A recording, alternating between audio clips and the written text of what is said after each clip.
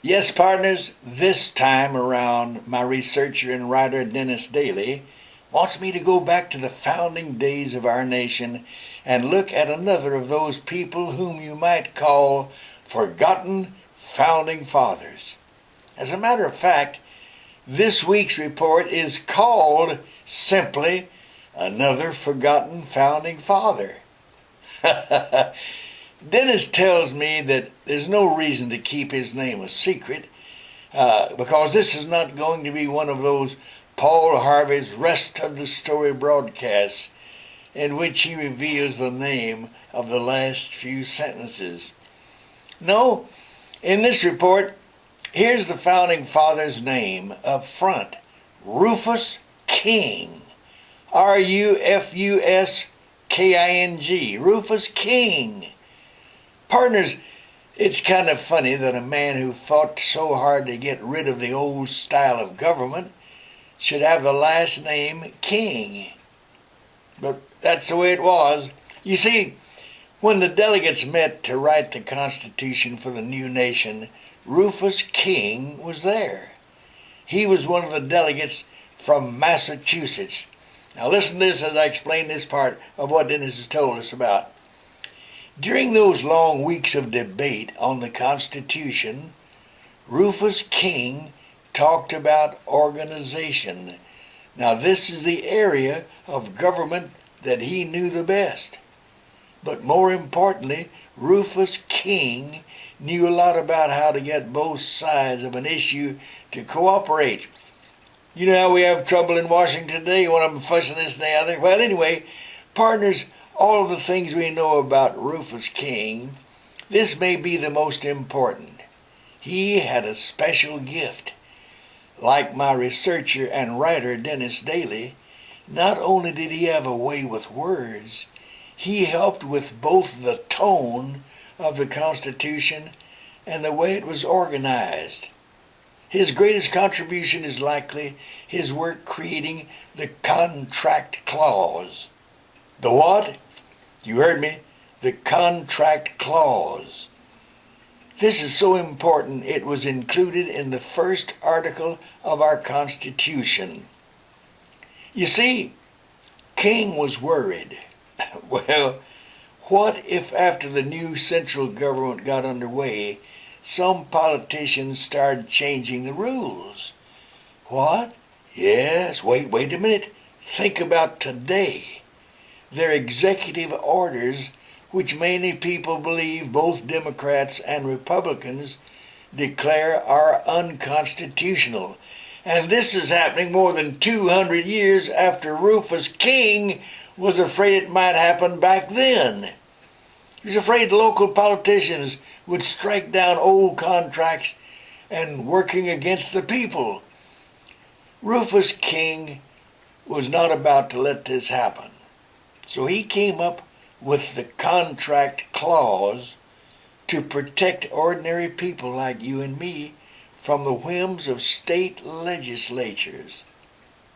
Oh, and another thing, he added a sentence to that clause that made it impossible to give out military ranks to people or any high-minded titles.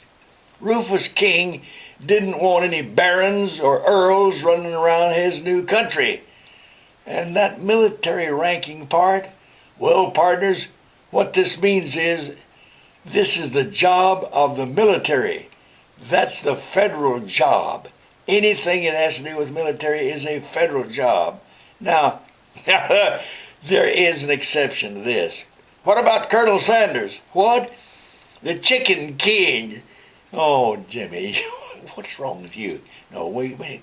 Well, think about it. Being a Kentucky colonel like Colonel Sanders was is an only honorary title.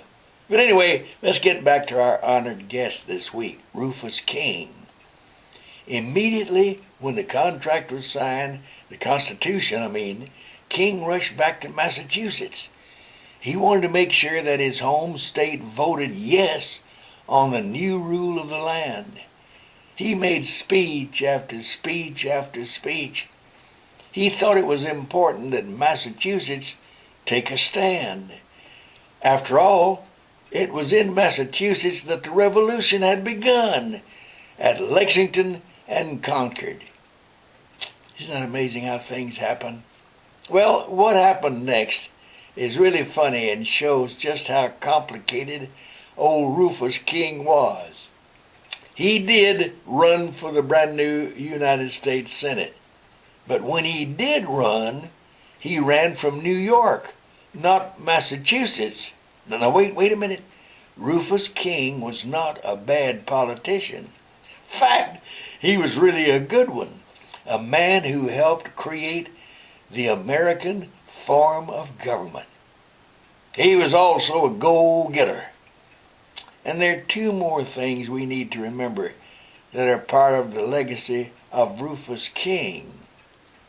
King had a way to smooth over the differences between people. Get senators or representatives fussing at one another. Well, anyway, get ready for this. Imagine the Revolutionary War had only been over for a few years, and the relationship between the new United States and the mother country, England, was not all that good. What if you had been chosen and sent over there as the official United States ambassador? Would you be walking into a very hostile place?